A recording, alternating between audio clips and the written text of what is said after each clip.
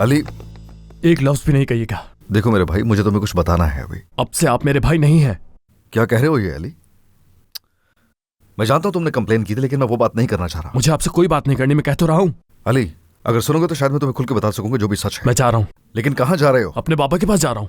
अली, अगर तुम मेरी बात सुन लोगे तो शायद तुम कुछ समझ सको। एक मिनट रुके जरा।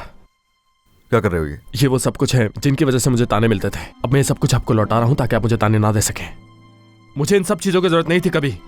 मेरी बचपन से सिर्फ एक ही ख्वाहिश थी और वो थी खानदान की, और अब वो मुझे मिल चुका है। अली बस करो, हद होती है किसी चीज की। मैं कुछ और बताना चाह रहा हूं तुम्हें, यहां उल्टा उलझा रहे हो तुम मुझे। अली बात सुनो मेरी, ये दुनिया बहुत जालिम है, समझ में आ रहा है कुछ?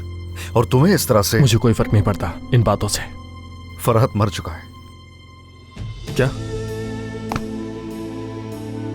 मर चुका है वो।